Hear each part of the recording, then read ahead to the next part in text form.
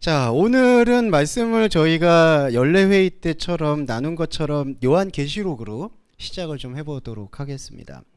먼저 요한계시록의 묵시비전이라고 제가 표현을 했는데, 요거는 성경에 나오는 용어는 아니지만 성경 전체를 조합해 볼 때 계시록을 설명하는 가장 정확한 단어라고 생각해요. 묵시비전이라는 게 뭐냐면은 이제 하나님의 생각이 나타내는 그림과 사람이 생각하는 그림이 포개어져서 하나님의 그림이 우리가 생각하는 이미지 안으로 스며들어와서 우리의 이미지를 재구성하는 그 과정을 묵시 비전이라고 표현하는 게 제일 적절하다고 보고요. 이러한 과정을 경험한 게 바로 저희가 바로 작년에 묵상했던 에스겔 말씀에서 이 에스겔이 경험했던 이미지와, 이 이미지라는 거는 사람이 구상하거나 생각하는 바를 얘기하는 거고요. 하나님의 이미지가 겹쳤을 때 이게 어떤 변혁 과정을 거치게 되는지를 설명하는 과정을 바로 묵시 비전이라고 표현을 합니다. 그래서 계시록의 말씀은 우연찮게도, 우연이 아니라 필연이겠지만 에스겔이라든지 그리고 말라기서 그리고 다니엘서에 있는 그 이미지가 겹치는 부분들, 이미지를 말하는 부분들이 많죠. 그래서 하나님의 어떤 이상이 등장을 하고 그거를 이제 마르아라고 표현을 하는데, 하나님의 어떤 신비로운 것들이 등장하는 그 이미지를 요한계시록에서 하나님의 말씀의 차원으로 이거를 재해석하고 재구성하는 언어로 꾸며져 있다.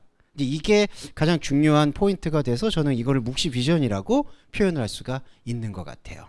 네, 그래서 이 단어에 대한 설명을 조금 말씀을 드렸고, 그 다음에 계시록은 제가 구성상으로 먼저 제가 첫 시간에는 요 구성에 대한 이야기, 그리고 계시록이 어떻게 쓰여져 있는가의 이야기를 조금 소개해 드리고 좀 쉬는 시간 가진 다음에 말씀 해설을 드리도록 하겠습니다.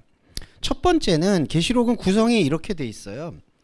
어떤 분들은 7개로 나눠져 있다, 뭐 여러 단락으로 나눠져 있다라고도 표현이 되는데, 그것도 일리가 있지만 가장 크게 핵심되는 구조는 1장하고 3장의 내용과 그 다음에 19장하고 21장의 내용이 똑같다고 보셔야 돼요.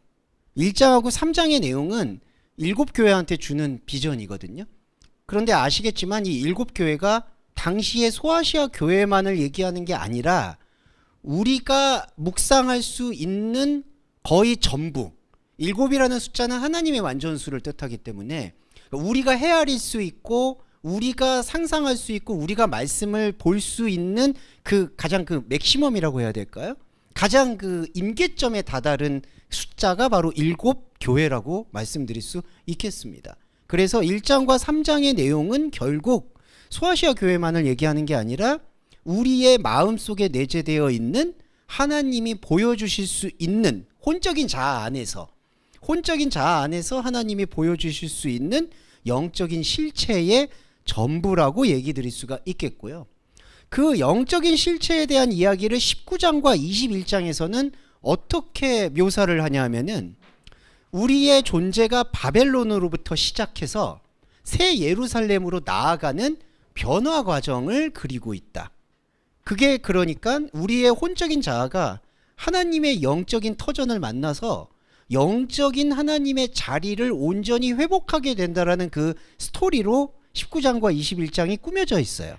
그래서 1장과 3장에서 줬던 이 7교회에 대한 온전한 말씀이 19장과 21장에서 바벨론에서 새 예루살렘으로 가는 변혁의 과정과 동일하다라고 생각을 해주시면 좋을 것 같고요. 그 중간에 나타나는 세 가지 의미가 봉인을 떼고 나팔을 불고 대접을 쏟는 것 안에 1과 3장, 19장과 21장의 내용에 대한 영적 비전에 대한 설명이다 라고 이렇게 구조를 생각해 보시면 좋을 것 같습니다. 자, 이렇게 구조에 대한 얘기는 말씀을 드릴 수가 있겠고, 그 다음에 이 묵시록을 얘기할 때 또 하나 말씀드릴 수 있는 거는 이 프랙탈이라는 용어를 조금은 생각해 주시면 좋을 것 같아요.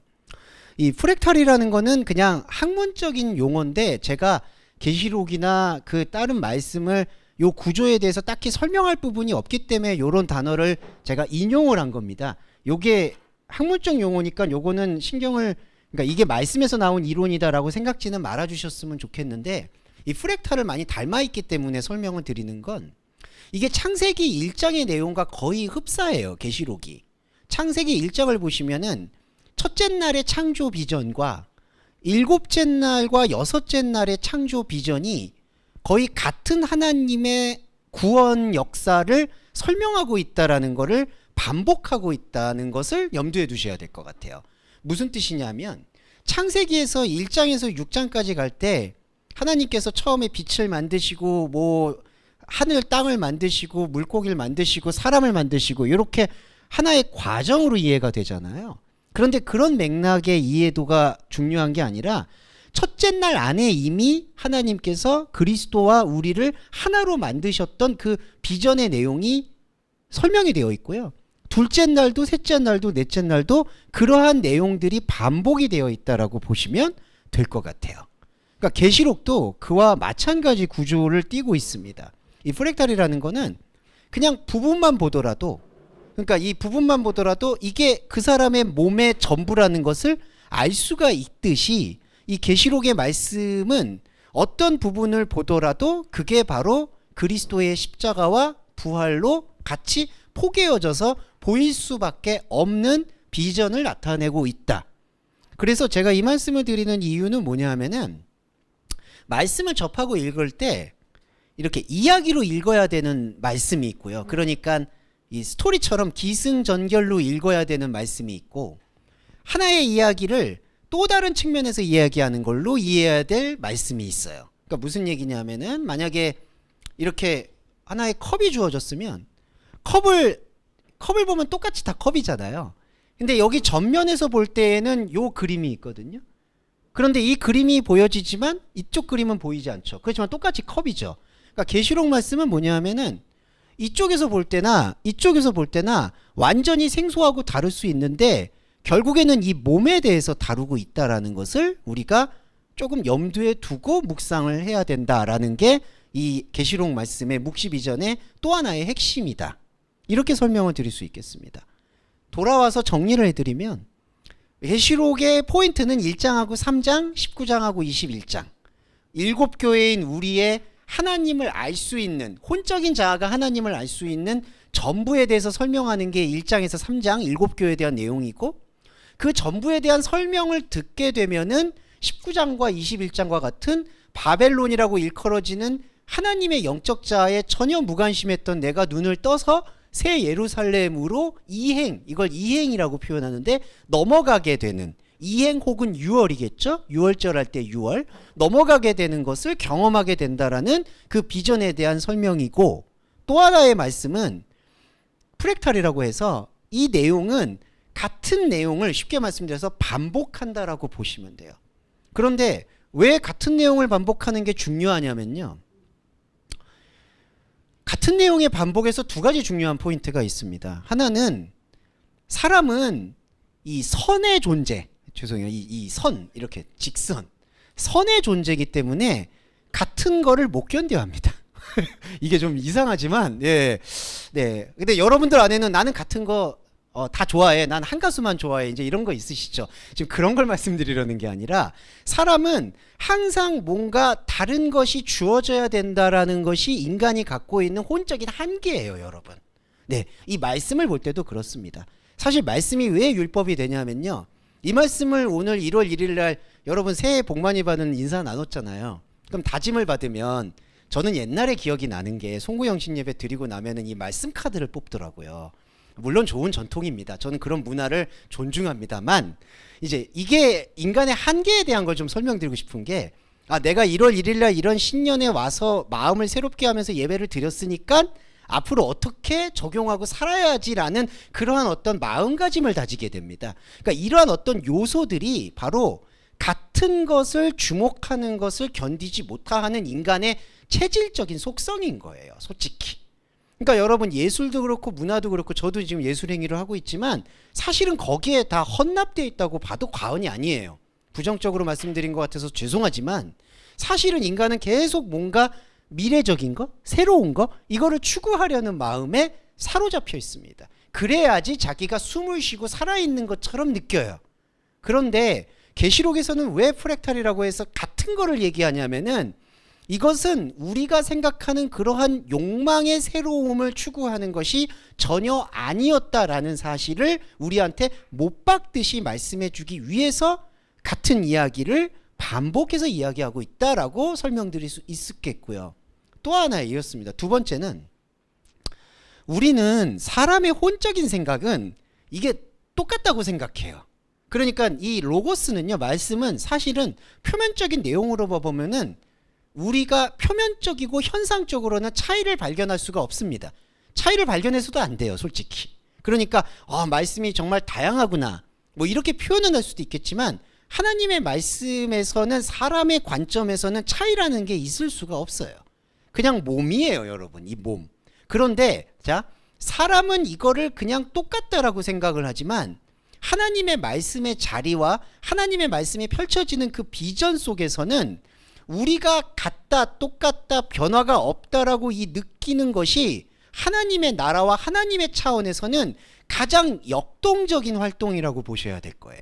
그러니까 그게 바로 하나님의 생각과 우리 생각의 결정적인 차이입니다.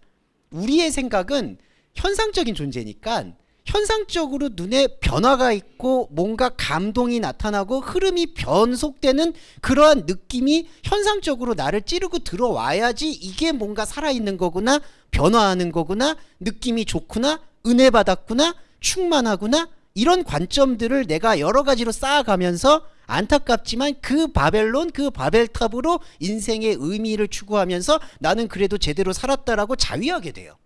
이게 바로 인간이 갖고 있는 혼적자의 지옥입니다. 그런데 하나님 말씀은 이거를 완전히 스탑을 시켜요. 그래서 더 어디 가서 얻을 생각을 하지 말아라, 그런 기대를 버려라는 거를 계속해서 작년에도 얘기 드렸지만 올해도 또 얘기 드릴 수밖에 없는 거예요. 그런데 자, 여기서 사람의 생각에서는 이게 단절이 되잖아요. 그러면은 말씀은 더 이상 새로운 게 없구나. 근데 인간의 욕망이 뭐겠죠? 아까 새로운 거를 추구해야지 숨을 쉰다고 느끼니까 또 뭔가를 찾으려고 하는 거예요. 근데 가장 문제는 그거를 말씀 안에서 자꾸 찾으려고 한다는 거죠. 말씀은 사람의 생각이 멈춘 그 자리에서 하나님이 역사를 하시기 때문에 하나님의 역동성은, 죄송한 말인데, 우리의 혼적 자아가 이렇게 가지거나 소유할 수 있는 부분이 아닌 거예요. 그래서 우리가 해야 될 계시록의 비전을 통해서 묵상해야 될 포인트가 뭐냐 하면, 이 똑같이 얘기되고 변함없이 얘기되고 지루할 수 있고 움직임이 안 느껴지는 것처럼, 그러니까 사람의 관점에서는 숨을 안 쉬는 것처럼 느끼는 그 틈새에 하나님의 절대적인 역동성, 이게 이제 역동성이라는 게 완전히 움직이는 걸 얘기하잖아요. 근육도 떨리고 몸이 떨리고 우리가 그럴 때 막 살아있다라고 느끼잖아요. 근데 영의 움직임은 우리의 생각이 죽었고 멈췄다라고 생각하는 거기서부터 시작을 한다는 게 묵시 비전의 가장 큰 포인트가 되는 겁니다. 네. 그래서 우리가 약간 의도적으로 이 교회 형식도 그렇고 이제 그런 것들이 뭐 제 빅플랜이다 이런 거를 말씀드리는 건 전혀 아닌데, 이렇게 교회 형식이 약간 건조하게 말씀드리고 건조하게 추구하는 이유가 어느 면에서는 이런 어떤 외부적인 변화로 인해서 자기가 동기부여를 받으려는 것을 조금은 내려놓아야 될 필요 때문에 그래요. 그래서 사실 개신교 진짜 프로테스탄트라고 얘기한다면은 말씀만 봐야 되는 겁니다. 변화 없는 말씀, 지루한 말씀. 죄송한데 계시록이 오히려 거기서 가장 지루한 거를 얘기하고 있다고 보셔야 될 것 같아요. 자, 그리고 이제 두 번째 묵시 비전인데, 자, 다음 장 넘어가 보면은 이 묵시 비전에서 두 번째로 중요한 거는 여러분들 다 이제 이해를 하시겠지만은 그 예언에 대한 정립입니다. 성경에서는 예언을 뭐라고 얘기하느냐? 예. 그리스도론으로 결론부터 말씀드리면은 성경에서 말하는 프로페테스 예언은 하나님의 것을 선포한다라는 게 정확한 정의예요. 그냥 거기 이상도 이하도 없습니다. 예언이라는 거는 미래의 일을 얘기하는 게 아니라 하나님의 있는 것을 얘기한다는 뜻입니다. 그런데 왜 예언이라고 번역이 되냐 하면은 프로페테스라는 것이 합성어인데 앞서 있는 것을 선포한다는 뜻이거든요. 앞서 있다는 것이 어떤 것이냐? 바로 우리가 살고 우리가 추구하고 있는 우리의 시간보다 앞서 있는 것. 그러니까 사람의 시간에서 미래를 얘기하는 게 아니라 사람의 시간을 주어져 있는 것 넘어 있는 하나님의 창조의 시간 속에서 일어나 있는 것, 본래 있는 것, 그거를 설명하고 선포하는 게 바로 예언이라는 것이죠. 그래서 우리가 요한계시록이라고 읽을 때 이 계시는 하나님의 원래 있었던 것, 이거를 학문적인 용어로 표현드리면 선험이라고 표현합니다. 그러니까 이전에 경험되어진 것, 우리가 경험한 게 아니라 사실은 우리의 이 현상과 몸이 경험하는 게 아니라 우리를 예비하셨던 하나님께서 당신의 생명 충만을 위해서 마련해 두었던 것, 그게 선험입니다. 선험. 그러니까 우리는 이미 경험되어져 있는 것을 말씀을 통해서 끄집어낸다고 보셔야 돼요. 예언은 그렇기 때문에 우리한테 하나님께서 미리 예비하셨던 것을 말씀을 통해서 들춰낸다. 계시라는 것이, 아포칼립스라는 게 이제 감추어졌던 것을 열어낸다는 뜻이 있거든요. 아포칼립스하고 진리라고 번역된 알레데이아도 감춰져 있는 것을 벗겨낸다라는 뜻이 있습니다. 그래서 요 예언과 계시는 원래 있었던 원래의 경험을 우리가 회복한다. 이렇게 보시면은 예언의 의미와 계시의 의미를 좀 더 확실하게 저는 우리 마음속에 새길 수 있다라고 생각이 들고요. 그리고 또 하나, 요한은 그러면은 왜, 여기 제가 앞서 잠깐 말씀드렸던 게 뭐 666이라든지 그리스도의 신부, 새 예루살렘, 14만 4천 명, 그러니까 이런 약간 이상한 이미지 언어들을 사용했느냐, 이게 또 하나의 포인트가 되는 건데, 저는 분명히 이렇게 느껴요. 자, 요한도 그렇고 바울도 그렇고, 저는 요한이 반모섬에 유배했다는 사실은 분명하다고 생각하고요. 그리고 오래 산 것도 저는 분명하다고 봅니다. 요한이 가장 제사들 중에서는 장수한 거라고 저는 봐요. 네. 그런데 그 장수한 게 요한의 입장에서는 결코 좋은 게 아니겠죠. 왜냐하면은 정말 살기가 그때 당시에는 얼마나 어려웠을까라는 생각은 들어요. 네. 그리고 정말 솔직하게 말씀드리면은 만약에 복음이 요한이나 바울이 그렇게 고생한 것처럼 너도 고생해야 된다, 그게 십자가다라고 얘기하면은 저는 탈락할지도 모를 것 같아요.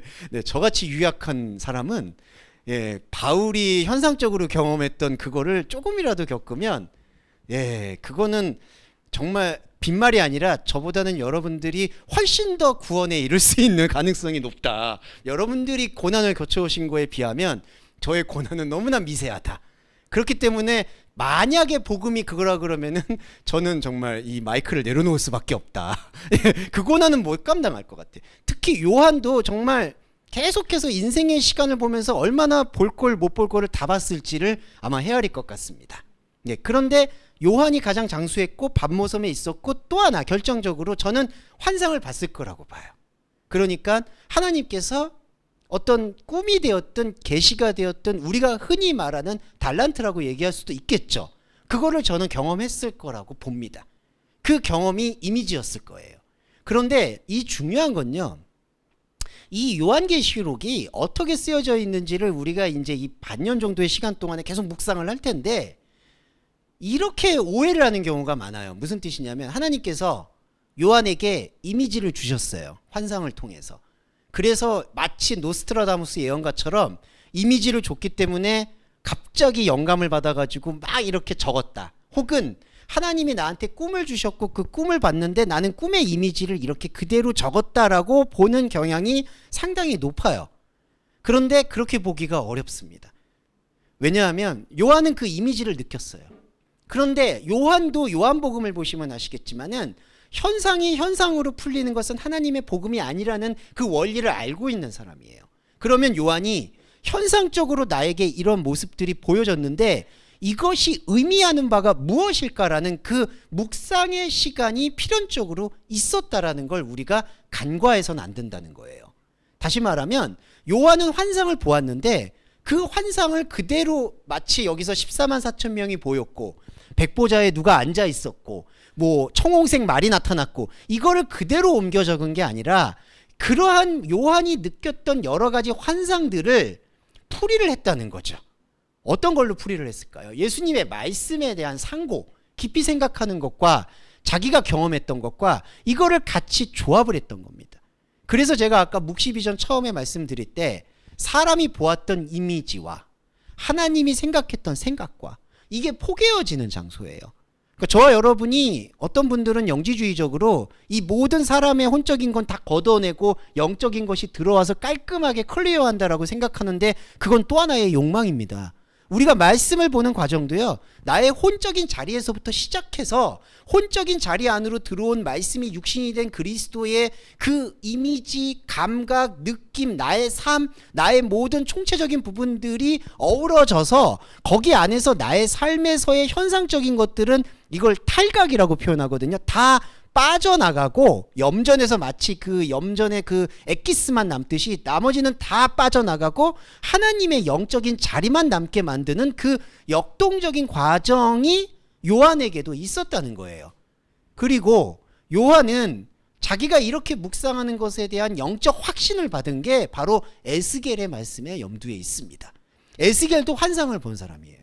그리고 에스겔은 또 자기의 인생에서 아내가 죽는다든지 어떤 현상적으로 전혀 납득할 수 없는 일들을 어떻게 보면 온몸으로 겪은 사람이에요. 그런데 그 온몸으로 겪었던 거를 그대로 표면적인 경험을 표면적으로 말씀화시킨 게 아니라 현상적이고 표면적인 경험을 하나님의 말씀과의 묵상과 교제를 통해서 다시 해석했다는 거예요. 이게 바로 재구성, 재해석입니다.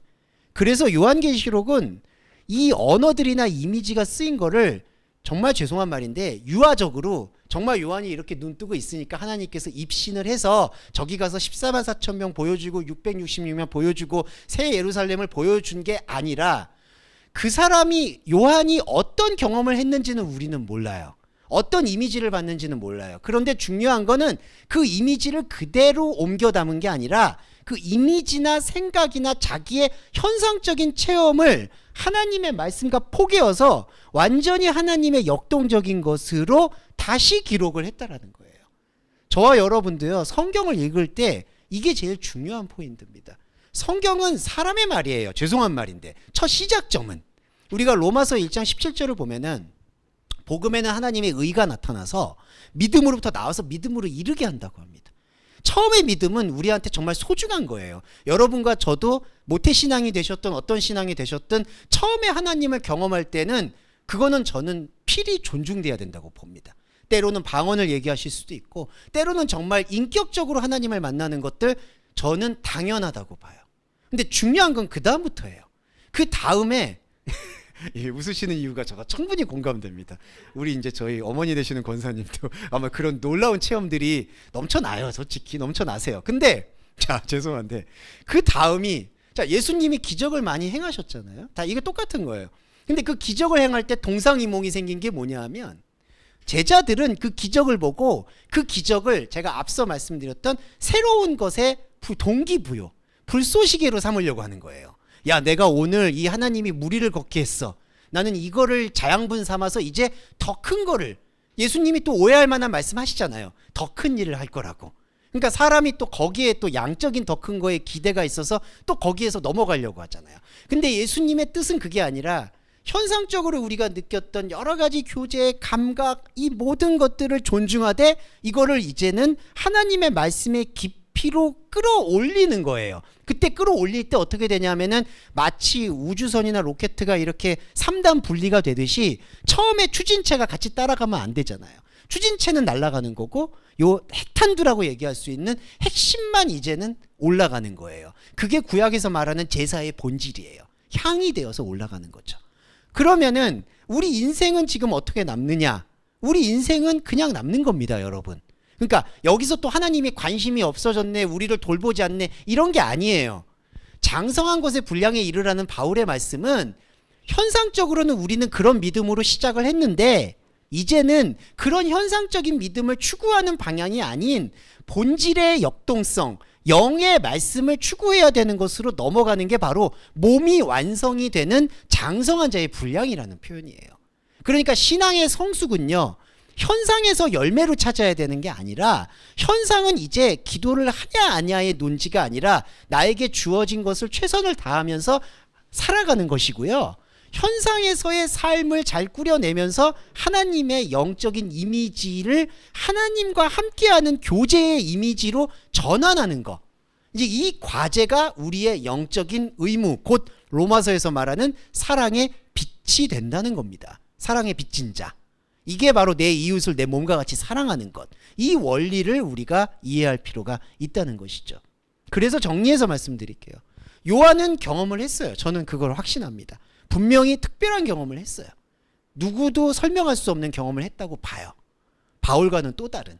그런데 요한은 그 자기의 현상적 경험을 그대로 옮겨 담아서 이게 미래에 어떤 일들이 벌어질 것이다 라고 얘기하는 것과는 전혀 다르게, 이거는 우리 인간의 시간에서 미래에 일어날 일을 얘기하는 게 아니라 우리의 내면 세계, 우리의 영적 세계 안에서 이미 하나님께서 마련해 두셨는데 우리가 전혀 보지 못하고 있는 것을 하나님의 말씀의 차원에서 완전히 우상의 껍질을 벗겨내고 생명의 본질을 드러내는 과정으로 계시록을 집필을 하였다. 이렇게 보고요. 공교롭게도 이게 바로 성경의 오메가, 마지막이 되는, 문을 닫는 그러한 비전의 결정체가 되어지기 때문에 저희들도 그런 관점에서 계시록을 묵상을 해야 된다라고 봅니다. 그래서 정리해서 말씀을 드리면, 일단 계시록은 미래에서, 우리가 현상적으로 얘기하는 미래에서 일어나는 종말을 다루고 있는 것에는 관심이 없다. 네, 이거는 분명하게 우리가 못을 받고 들어가야 돼요. 이 현상은 현상대로 벌어질 수밖에 없는 거고, 그거에 대한 것은 우리가 생각하는 양심, 이성, 이걸로 대응해야 되는 겁니다. 밖에서 일어나는 기후 위기 여러 가지가 있잖아요. 이런 것들, 전쟁, 이런 것들은 우리의 양심과 윤리에 맡겨야 되는 거예요. 이게 경홀히 여기자, 소홀히 여기자라는 게 아니라 그 관점인 거고, 하나님이 말씀하신 이 계시록의 관점은 우리의 몸이 생명의 장성한 자의 분량에 이를 수 있도록, 곧 멈춘 것, 똑같은 것, 변함없는 것, 그것을 변함없다라고 생각하는 인간의 선입견을 일단 분쇄를 하고 완전히 하나님의 역동적인 영의 세계로 들어갈 수 있는 체질을 결정적으로 만들어내는 포인트, 이걸 이제 오메가 포인트라고 표현하는데, 그거를 하나님의 때, 호라라고 얘기합니다. 영과 진리 안에서 예배하는 때, 그 예배할 수 있는 때를 마련하기 위한 초석 혹은 시금석을 닦는 역할이 바로 계시록 말씀의 본질이다. 이렇게 생각을 해주시면 좋을 것 같아요. 그래서 앞으로 계시록은 그런 관점으로 볼 수밖에 없고 그렇게 봐야만 한다는 거 말씀을 드렸습니다. 잠깐 쉬었다가 우리 본문 보겠습니다. 네, 이제 두 번째 시간 가져보도록 하겠습니다. 자, 아이고 감사합니다, 집사님. 네. 자, 아니 추우신데 그렇게 옷을 벗고 겉옷을 입고 들어가셨나요? 네. 자, 1장 1절부터 살펴볼게요. 오늘은 서론에 대한 부분 살펴보도록 하겠습니다. 네. 자, 이건 말씀으로 계속 읽으면서 갈게요. 자, 언제적도 다 그랬지만 지금부터도 계속 그렇게 해보겠습니다. 자, 예수 그리스도의 계시라. 자, 처음에 그렇게 시작했죠. 아포칼립스 예수 그리스도. 자, 이 부분은 아까 말씀드렸듯이 계시는 껍질을 벗긴다라고 볼 수가 있어요. 예수 그리스도를 벗기는 행위라고 보시면 됩니다. 왜 예수 그리스도가 벗겨진다라고 표현을 하냐면은, 예수 그리스도만큼 안타깝게도 사람 눈에 우상으로 밟히는 대상이 크지 않아요. 잘 아시겠지만 예수라는 대상이 우리한테 거의 우상과도 같고, 초대교회 때도 복음을 받아들이는 기쁨은 잠시, 이 예수 그리스도가 그들의 우상이 되는 경우를 우리가 허다하게 보셨습니다. 갈라디아 교회가 그렇고 고린도 교회가 그렇고요. 그래서 여러분, 첫 번째 문장에 아포칼립스 예수 그리스도, 예수 그리스도의 계시라는 것은 예수 그리스도를 벗겨내는 글이다, 이 뜻입니다. 여러분, 이렇게 보시면 되죠. 그 다음에 하나님이 그에게 주사라고 되어 있는데, 그가 누구냐면은 지금 그리스도를 뜻해요. 하나님이 그에게 줬다라고 합니다. 근데 줬다라는 게, 이게 주었다라는 게 뭐냐면은 선물을 얘기하는 거예요, 여러분. 하나님의 선물은 연고가 없습니다. 연고가 없고 미움이 없다는 뜻은 지난번에도 말씀드렸지만 인간이 기대할 게 없다는 뜻이에요. 자, 이게 중요해요. 하나님의 선물은, 우리는 선물이라 그러면은 이게 가치가 있는 걸 받으면 좋아하잖아요. 그게 때로 뇌물이 되기도 하죠. 근데 하나님의 선물은 사람이 현상적으로 봤을 때 전혀 가치가 없는 거예요. 돌이라고 보시면 됩니다. 그냥 길가에 굴러다니는 돌이에요. 돌 준 거예요. 자, 하나님의 선물의 개념이 이거고요. 하나님이 그리스도한테 이 선물을 줬어요. 무엇을 줬을까요? 하나님이 그에게 줬다. 계시를 주신 거예요. 그리스도한테. 그리고 또 하나, 그리스도의 계시는 그리스도 자신이에요. 그러니까 하나님이 그에게 줬다라고 했을 때 하나님이 그리스도에게 무엇을 줬다라는 얘기가 아니라 하나님이 그리스도를 줬다라는 얘기입니다. 그리스도를 선물로 주셨어요.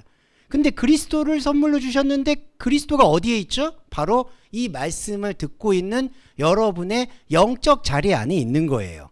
그래서 하나님이 그에게 주었다라고 하는 것은 무엇을 주었냐? 계시인데 계시는 곧 우상이 벗겨진 그리스도고 우상이 벗겨진 그리스도는 바로 여러분의 마음에 있다입니다.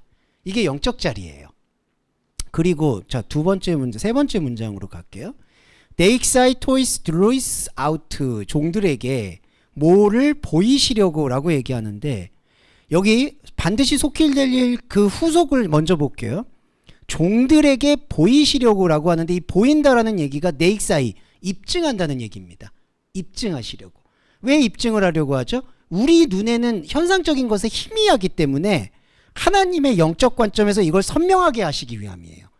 그러니까 이게 마치 판화를 이렇게 긁듯이 데익사이는 우리 마음속에 영적인 것이 원래 있는데 그것을 희미하게 보니까 그것을 선명하게 볼 수 있도록 입증하려고 하는 게 바로 데익사이, 보이시려고 하는 거예요. 누구한테 보이시냐면요, 종들한테. 근데 여러분 이때 말하는 종이라는 거는 뭐냐면은 이게 참 해석이 좀 복잡해지지만 이거는 서론은 좀 길게 가셔야 돼요. 이 서론이 되게 중요한 부분이라 이해해 주시고요. 자, 종이라는 거는 섬기는 사람을 말해요. 자, 그런데 섬기는 사람인데 예수 그리스도가 벗겨졌죠, 여러분? 그러면 예수 그리스도가 벗겨졌을 때 나타나는 가장 충격적인 거는 우리는 예수 그리스도를 대상으로 삼아서 그분을 섬기려고 해요. 그런데 예수 그리스도의 껍질이 벗겨지면 예수 그리스도는 섬기는 대상이 아니고 내 안에 들어와 있어요. 그러니까 이 종은요, 섬길 대상을 찾지 못하는 종이에요. 그러니까 여러분 이 바울도 그랬고 나는 그리스도의 종이다라고 얘기를 하잖아요. 이때 개념을 바꿔야 되는 게 섬길 주체가 없는 거예요. 그러니까 종이라고 얘기하는 거는 주인이 있어야 되잖아요. 근데 이 주인이 없는 상태에서도 섬길 수 있는 것, 이거를 바로 그리스도의 종. 그래서 천사를 그 종 요한에게 보내어 지시했다. 요한이 바로 그 역할이고 여러분도 그 역할인 거예요. 그러니까 섬길 대상이 없어요. 섬기는 개념이 아니라는 거죠. 그러면은 이거 어떻게 되는 거죠? 우리는 말씀과 생명을 섬기는 게 아니라 내 안에서 있는 것을 바라보고 열어낸다라는 걸로 전환해야 돼요. 그래서 바울이 그랬고 요한이 그랬고 우리도 그리스도의 종이에요. 십자가를 지는 거예요. 그런데 이게 어떤 대상이냐? 외부적으로 이거를 섬기고 예배하고 기도하고 찬양하는 그 관점이 아니라 내 안에 하나님께서 선물로 주셨던 그것을 발견하는 그 의무에 눈을 뜨는 사람, 그게 종입니다. 그래서 여기 보시면 종한테 보이는 거예요. 그 다음에 1절에서 핵심되는 말씀이 바로 이 부분입니다. 한글 번역으로는 반드시 속히 될 일이라고 번역되어 있는 것인데 여러분 이거는 말씀 한번 들어보셨을 때 기억나시겠지만 다시 한번 말씀드리면 데이 게네스다이 앤 타케이라고 쓰였어요. 그래서 이게 어떤 거냐면요, 데이라는 단어는 반드시 must라고 볼 수가 있겠고 반드시, 그 다음에 게네다이는 태어났다, 되었다 이런 뜻인데 여기서 넌센스가 뭐냐면은 한글 번역을 보실까요? 될 일이라고 되어 있어요. 반드시 속히 될 일, 미래 시제죠. 그런데 원문에서는 이게 신약 성경은 원문이 크게 두 개가 있습니다. 스테판 본이 있고 알랜드 본이 있어요. 두 개 다 이제 공인 본문으로 이제 유지가 돼요.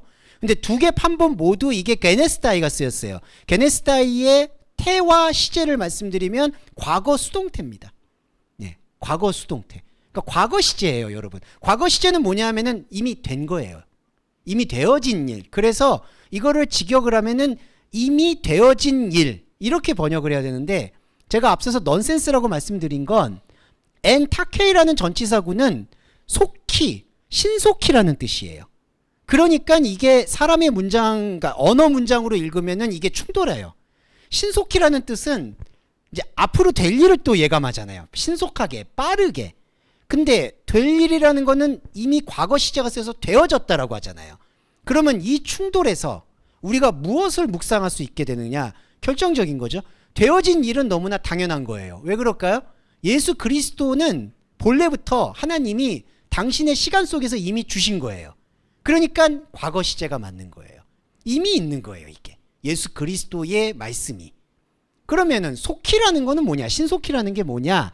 이 엔타케이라는 용법은 시간, 사람의 시간으로 신속하다는 걸 얘기하는 게 아니라 하나님의 생각 속에서 이미 이루어진 것이 내 안에서 찰나의 섬광처럼 파고든다라는 의미를 내포하고 있는 거예요. 그러니까 속히 된다라는 게 인간의 시간 속에서 막 빨리 일어난다, 빠르게 된다, 이렇게 되는 게 아니라 하나님의 시간은 번개와도 같고 찰나와도 같다라는 그러한 그 관용 구절이라고 보시면 되는 거예요. 자, 이 말씀을 제가 정리해서 그걸 말씀드리면, 자, 1장 1절에는 중요한 게 몇 가지가 있는 게 예수 그리스도의 계시예요. 요한계시록은 예수 그리스도의 계시는 예수 그리스도의 우상의 껍질을 벗겨내는 행위가 계시예요. 두 번째로 하나님이 예수 그리스도에게 주었어요. 뭘 준 게 내용이 있는 게 아니라 그리스도 자신을 주셨어요. 그리스도 자신이 선물인데 그게 어디에 있냐면은 바로 여러분 각자의 내면 세계, 영적 자리 안에 있다는 거예요. 그리고 마지막으로 마지막이 아니라 세 번째로 종이라는 거는 섬길 대상이 없는 종. 섬길 대상이 없어요. 없어야 돼요, 여러분. 그리고 예수 그리스도는 섬기는 대상이 아니에요. 내 안에서 발견하는 대상입니다. 발견하는 말씀이에요. 그게 바로 종이에요. 그리고 마지막 네 번째, 반드시 속히 될 일이라는 것은 이미 되어진 일, 하나님의 예비된 생명 속에서 되어진 일을 지금 증거하고 있는 게 계시록이다. 이게 이미 1장 1절에서 결론처럼 나왔다라고 볼 수가 있겠습니다. 네. 저기 혹시 비품실 문을 열면 좀 추우실 수 있는데 혹시 닫아주실 수 있을까요? 네. 네, 혹시 추우실 수가 있어서. 네. 네. 자, 1절이 많이 복잡하죠. 제가 일부러 복잡하게 보려는 게 아니라 이게 다 중첩된 의도가 묻어 있어서 그래요. 그래서 1장 1절을 말씀드렸고요. 자, 2절은 요한은 하나님의 말씀과 예수 그리스도의 증거, 자기의 본 것을 모두 증거하였다. 자, 여기서 중요한 부분이 이거였죠. 자기가 본 거. 근데 지금 자기가 봤다라는 것 앞에서 선행되는 게 뭐냐면요, 로고스토 데우, 하나님의 말씀과 마르티안 예수 그리스도, 예수 그리스도의 증거예요. 그러니까 여러분, 이게 2절에서 자기의 본 것이라고 했을 때 아까 제가 앞서 말씀드렸던 요한이 어떤 입신을 하거나 환상 중에 본 것을 증거했다라는 게 핵심이 아니라 하나님의 말씀과 예수 그리스도의 증거에 대해서 접점을 일으켰던 거, 그거를 요한은 봤다라고 표현하는 거예요. 그러니까 저와 여러분도 지금 2절의 말씀에 입각해서 보면은 우리가 뭘 본다라고 했을 때 무엇을 보냐면은 예수 그리스도의 마르티안, 증거를 보는 것이다. 그러면 여러분, 예수 그리스도의 마르티안은 뭐죠? 1장 1절에 예수 그리스도의 계시가 나타나는 거예요. 예수 그리스도 계시는 내가 가지고 있던 예수 그리스도에 대한 생각의 우상이 벗겨지는 게 예수 그리스도의 증거예요. 그리고 여러분, 그게 본 거예요. 그거를 여기 2절에 보시면 자기의 본 것을 증거하였다라고 되어 있는데, 증거하였다는 게 이 동사가 여기 들어오면은 안 되는데 여기 들어왔네요. 뭐 그렇게 번역을 하겠습니다. 근데 예수 그리스도의 증거에 대해서, 계시에 대해서 본 것이다. 그러니까 다른 게 본 게 아니라는 거죠. 다른 걸 보는 거는 무의미해요. 그거를 지금 2절에서 한 번 더 강조를 한 거고요. 3절을 볼까요? 이 예언의 말씀을, 아까 말씀드렸지, 예언은 제가 풀어드렸던 것 같습니다. 앞서 있는 걸 선포하는 것, 하나님의 계획을 이해하고 수용하는 것, 그게 예언이에요. 그 예언의 말씀을 읽는 자와 듣는 자와 그 가운데 기록한 자를 지키는 자들은 복이 있나니. 저희가 새해니까 요 복이 나와서 참 다행입니다. 그래도 신년 설교인데 복 하나 없으면은 좀 예, 그래도 복이 나왔어요. 마카리오리. 네, 복 나왔습니다. 네, 그래서 복이 있나니. 그래도 요한도 눈치가 있으셔서 그래도 이렇게 처음에다가 서론에는 복을 넣으셨네요. 나머지는 복이 별로 없어서 제가 좀 그랬는데, 자, 일단 아시겠지만 이 지금 복이 뭐냐면은 이 복은 읽는 것과 듣는 것과 기록한 것을 지키는 것이 복이라고 얘기해요. 그러니까 복의 상태예요. 복의 상태. 그러면 복의 상태가 뭐냐 하면은 먼저 예언의 말씀인데, 자, 예언은 뭐냐 하면은 하나님의 계획에 대한 선포잖아요. 근데 하나님의 계획에 대한 선포는요, 하나님 언어예요. 그러니까 우리가 이거를 이해할 수도 없고 알 수도 없어요. 그 하나님 계획에 대한 선포를 우리한테 우리 인간의 언어로 이해할 수 있도록 준 게 로고스예요. 여기 1장 3절 예언의 말씀. 그러니까 자, 예언이라는 것은, 프로페티아스라는 것은 하나님의 계획이라서 우리가 볼 수도 없고 만질 수도 없어요. 이게 우리 안에서 풀어질 수 있는 첫 번째 교두보, 첫 번째 조건이 로고스예요. 이 로고스가 뭐냐? 이 성경입니다. 그런데 이 성경은 그냥 하나님의 말씀이기도 하지만 이 성경은 지금 뒤에 전제가 있어요. 읽어야 되고 들어야 되고 지켜야지 이게 말씀이 되는 거예요. 그러니까 말씀이 되지 못하게 되는 경우는 읽지 않고 듣지 않고 기록한 거를 지키지 않을 때 나타난다는 거죠. 자, 이렇게 생각을 해주시면 좋겠어요. 예언은 하나님의 차원이고요. 말씀은 그 하나님의 계획을 우리가 이해할 수 있도록 일단 기초적으로 성경으로 허락된 것, 그게 로고스. 세 번째는 그 말씀이 내 안에서 읽고 듣고 지켜져야지 생명의 복의 상태가 된다. 자, 이렇게 되고, 그러면 이 세 가지가 중요한데, 먼저는 읽는다라고 번역이 됐는데요. 이 읽는 게 아나기노스코가 쓰였습니다. 아나기노스코라는 것은 무슨 뜻이냐면은 다시 깨우치다라는 뜻입니다. 그러니까 이게 읽는다라고 번역이 되는 게 그다지 적절하진 않아요. 아나기노스코라는 건, 기노스코는 깨달음이란 뜻이고요. 아나는 다시라는 뜻이 있습니다. 반복하다. 그러니까 이게 읽는다라는 이 단어는 다시 읽는다. 여러분 여기에 주목해 주셔야 돼요. 다시 읽어야 된다는 건 뭐냐면요, 그냥 투박하게 말씀드리면 현상적으로 적혀있는 이 말 로고스를 레마로 읽는다는 뜻이에요. 무슨 뜻이냐? 그냥 현상적으로 적혀있는 말인데 이 현상적인 말 안에 아까 말씀드린 그 원리가 있어요. 십자가의 원리. 이게 우리 생각을 멈추게 하려는 의도와 뉘앙스다라는 것을 이미 이해하고 읽어야 돼요. 우리 생각의 멈춤. 자, 우리 생각의 멈춤으로 읽는다라는 게 여러 가지 대표적인 게 있는데 한 가지 말씀드릴까요? 예수님이 물 위로 걸어오시죠. 예수님이 물 위로 걸어온다는 걸 우리가 십자가의 관점에서 묵상할 때는 그게 뭐냐면 물 위를 걷고 싶어하는 우리의 욕망을 드러내는 행위가 되는 거예요. 그러니까 예수님의 이적의 뜻은 사실은 내가 하나님 아들이니까 이게 위대가 본질이 아니라 이 예수 그리스도를 우상으로 보잖아요. 그리스도를 우상으로 보고 있는 우리의 잘못된 신관, 잘못된 종교심, 그거를 까발리는 거예요. 오병이어도 마찬가지입니다. 안타깝지만. 왜냐하면은 오병이어를 베푸시고 난 다음에 예수님이 엄하게 꾸짖으시는 게 너희들이 떡을 먹고 배불렀기 때문에 나를 지금 모르는 거다. 남은 광주리를 얘기하세요. 남은 광주리라는 건 사람이 먹고 남기려고 한다는 거죠. 그러니까 이것도 욕망인 거예요. 사람이 배고프면 이 배를 굶주리지 않게 만들 뿐이 하나님이다. 그거 아니에요. 하나님은 그렇게 안 해도 우리를 케어하세요.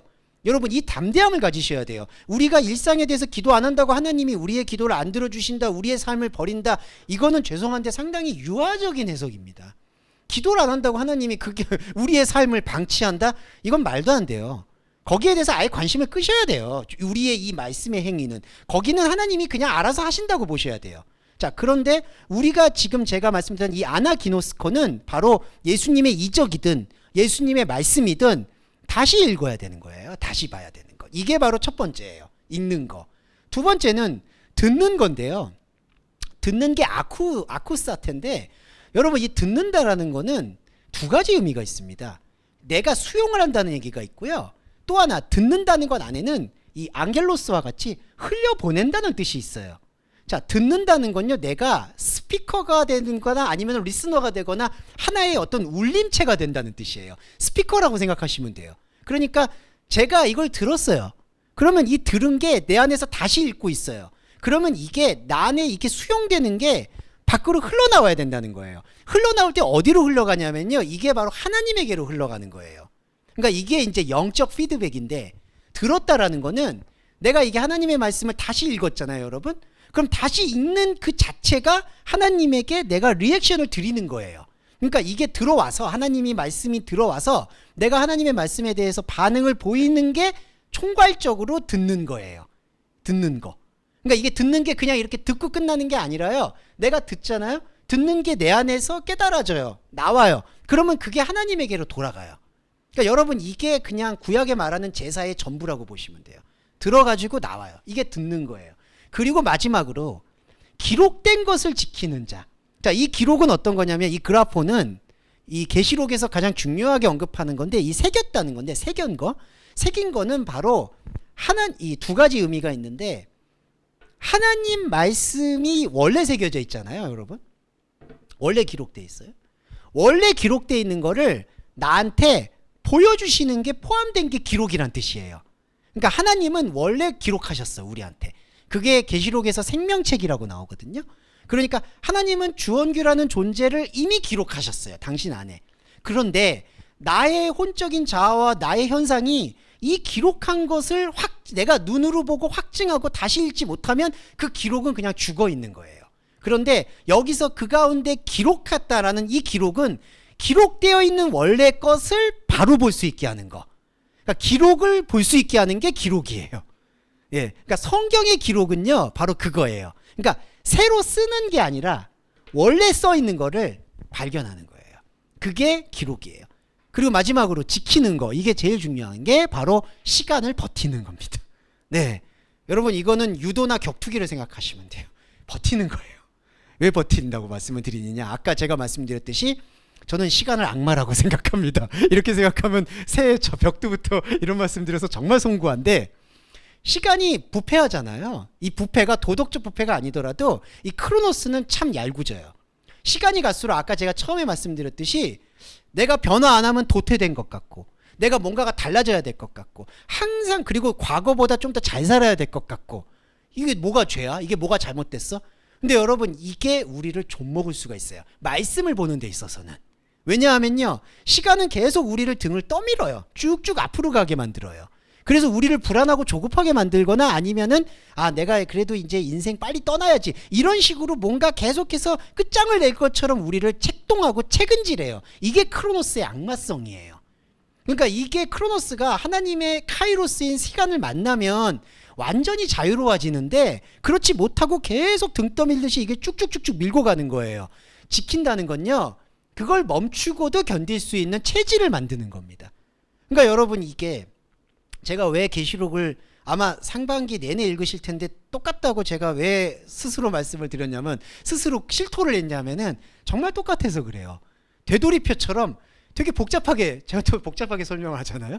복잡하게 얘기했는데 돌아와 보면은 그 똑같은 얘기하고 앉아 계시네, 이거예요. 맞아요, 여러분. 똑같은 거예요. 그런데 지키는 거는 이 크로노스의 시간이 계속해서 끌고 가려는 그것을 계속 멈춰 세우게끔 우리가 스스로 말씀에 이 간음좌가 되어져야 되는 거예요. 그게 읽는 거, 듣는 거, 기록한 걸 지키는 거예요. 이게 바로 복 있는 자입니다.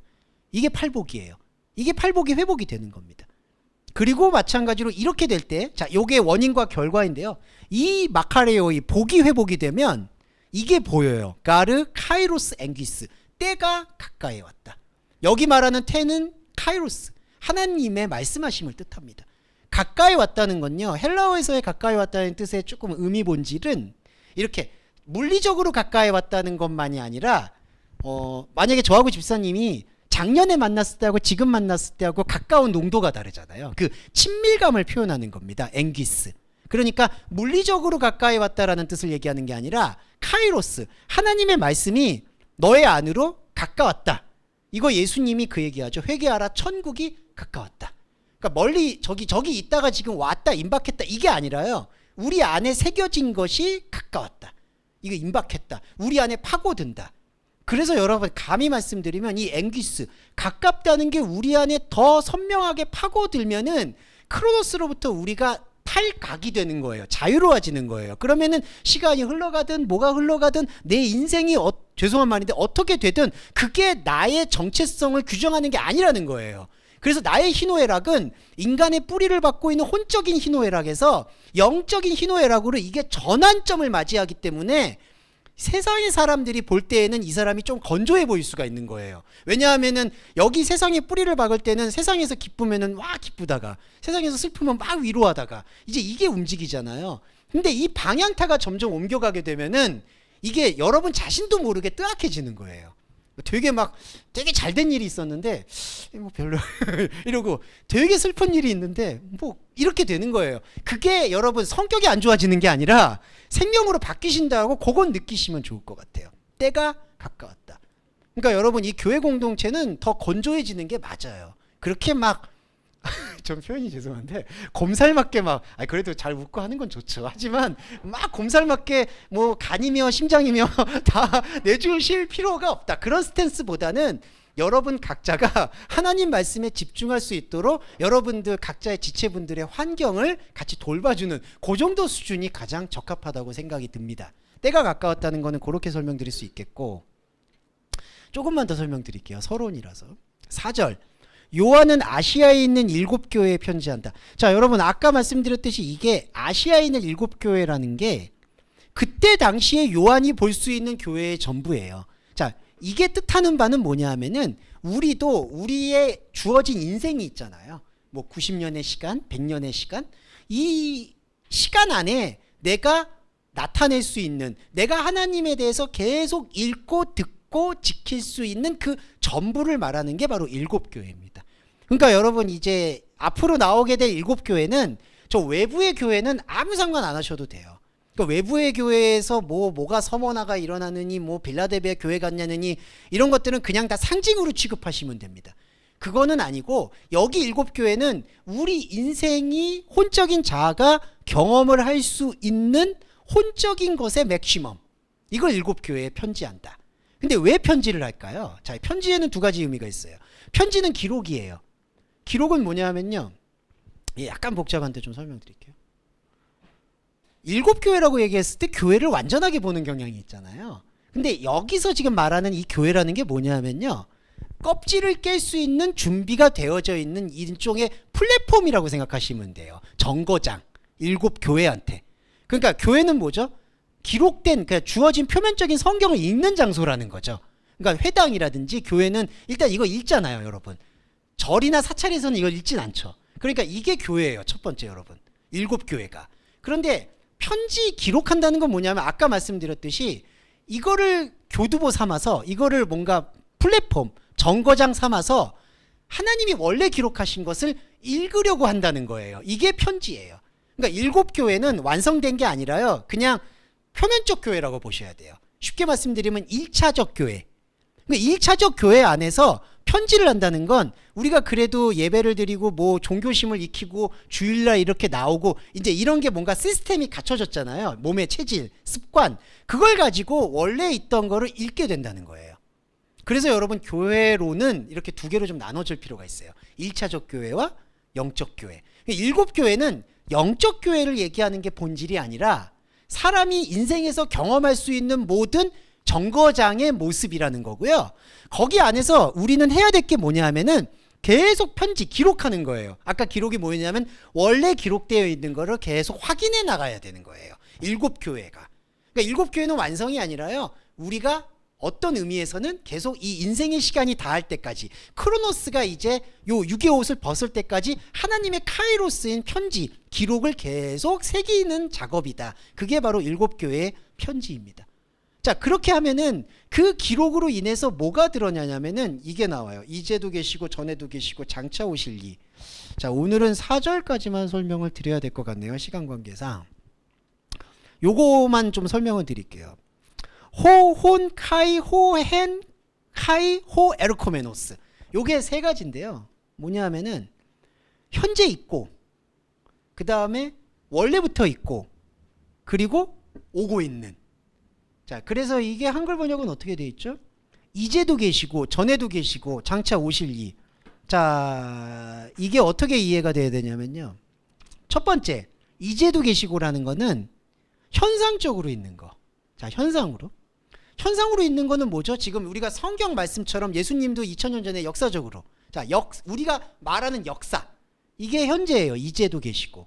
자, 두 번째, 호엔, 전에도 계시고라는 게, 이게 시제가 미완료 시제가 쓰였습니다. 미완료라는 건요, 이제 이게 바로 신적인 시제라고 표현을 하는데, 이게 아직 완료가 안 됐다, 완성 안 됐다는 뜻이 아니라 전에도 있고 앞으로도 계속 지속될 것이다 라는 표현을 가지고 있어요. 그래서 이거를 신적인 하나님 시제라고 표현을 하는 건데, 이 전에도 계시고라는 이 개념은 뭐냐면은 바로 하나님 시간 속에서 존재한다, 이거를 암시하고 있습니다. 그러니까 자, 정리해 볼까요? 이제도 있다는 거는 역사적으로 있고 우리한테 있고 지금 현재.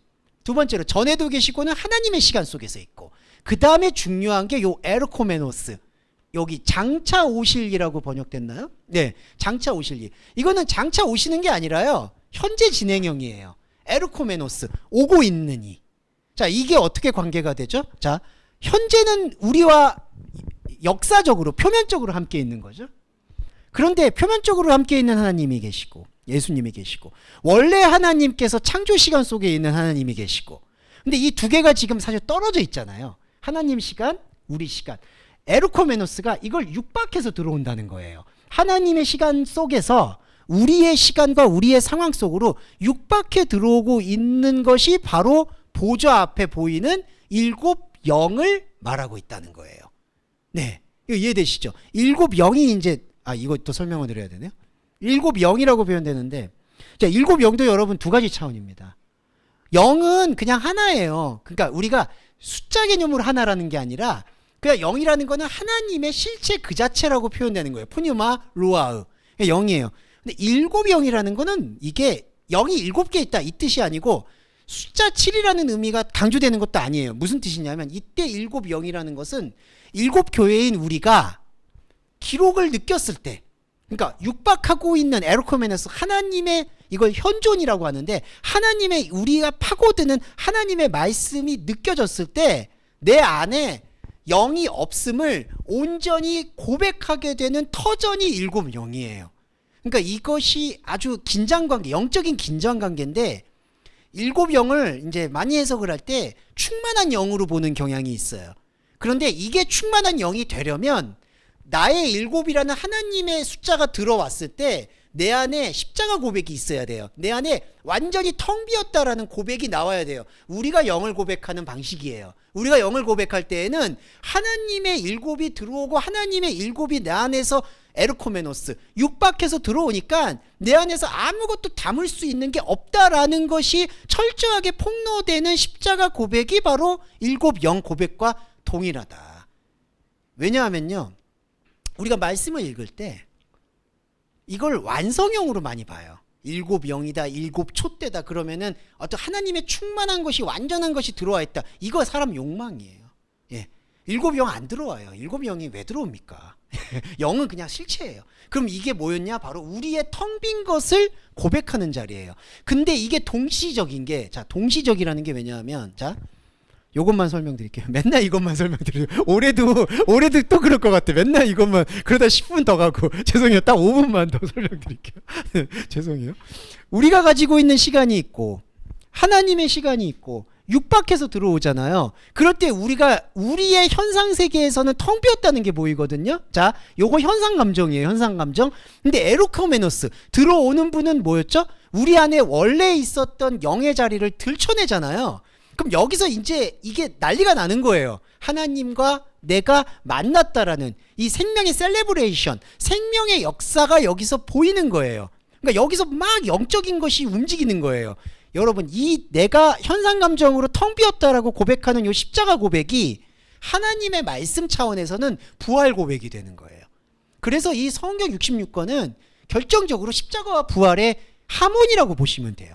똑같이 동시에.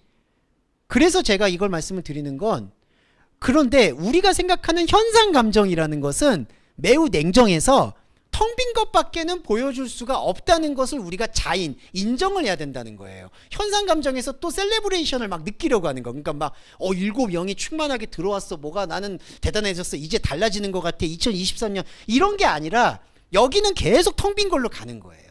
텅 빈 것. 근데 동시에 내 안에 원래 있는 영적인 자리에서 생명이 분출이 되는 거예요. 네, 여러분 진짜 분출이 되는 겁니다. 근데 이게 이제 저희가 현상 감정으로 잘 느껴지지 않는 건데, 근데 저는 좀 더 희망적으로 말씀을 드리면, 현상 감정에서는 다 기대했던 것들이 많았기 때문에 안 느껴진다고 저는 생각해요. 하나님의 말씀에 정미한 것이. 그런데 현상 감정에서 내가 기대했던 것들에 대한 것을 다시 재구성을 한다면 저는 우리가 살고 있는 시간 속에서도 사도 바울이 3층 천을 경험했던 것처럼 영적 감정을 내가 느끼는 이 혼적인 감정 안에도 느낄 수 있는 것이 분명히 올 것이고 이미 여러분들 안에 그것이 있을 거라고 생각을 해요. 요한도 그것을 분명히 느꼈다라고 봅니다. 이게 바로 우리 시간 안에서 하나님이 예비한 것이 육박해 들어올 때 나타나는 내 안에 하나님 없음의 십자가 고백인 일곱 영이 나타나는 것이다. 이렇게 정리를 해볼 수가 있지 않겠는가. 네, 이렇게 생각이 들었습니다. 네, 오늘 여기 4절까지 하고요. 다음 주에 서론 부분을 한 번만 더 좀 나눠봐야 될 것 같습니다. 네, 그러면은 저희가 정리기도 하고 주기도문함으로써 함께 마무리하도록 하겠습니다. 살아계신 하나님 아버지, 우상의 숭배와 껍질을 깨는 예수 그리스도의 아포칼립스를 오늘 첫 포문을 열고 묵상하였습니다. 우리의 묵상 안에서 하나님의 신비가 그대로 느껴짐을 고백합니다. 하나님의 신비가 우리 마음속에서 그저 현상적으로 배설되는 것이 아니라 당신의 영적 자리에서 온전히 보일 수 있는 것으로 회복해 주시기를 간절히 소원합니다. 우리 동서말씀교회 교회 여러분들 2023년을 다시 열었습니다. 2023년의 시간은 우리에게 은혜롭고 희망적인 것을 헌사할 수도 있지만 더 어려운 것을 헌사할지도 모르겠습니다. 감히 고맙고 간절히 고맙기는 2023년에도 우리 동서말씀교회 교회 여러분들이 현상적이고 우리 안에 있는 여러 가지 경제적 어려움과 그리고 물질적 어려움, 그리고 몸의 어려움, 건강의 어려움, 그리고 관계의 어려움으로 고통받지 않도록 인도해 주시고 배려해 주시기를 간절히 소원합니다. 그 영적인 목적은 오직 우리 마음속에 육박해 들어오시는 하나님 말씀을 채우기 위함임을 고백하며 예수 그리스도의 이름으로 감사히 기도드립니다. 아멘. 주기도문 함께 하겠습니다. 하늘에 계신 우리의 아버지여, 이름이 거룩히 여김을 받으시오며 나라에 임하옵시며 뜻이 하늘에서 이룬 것 같이 땅에서도 이루어지이다. 오늘날 우리에게 일용할 양식을 주옵시고 우리가 우리에게 죄 지은 자를 사하여 준 것 같이 우리의 죄를 사하여 주옵시고 우리를 시험에 들게 하지 마옵시며 다만 악에서 구하옵소서. 대개 나라와 권세와 영광이 아버지께 영원히 있사옵나이다. 아멘.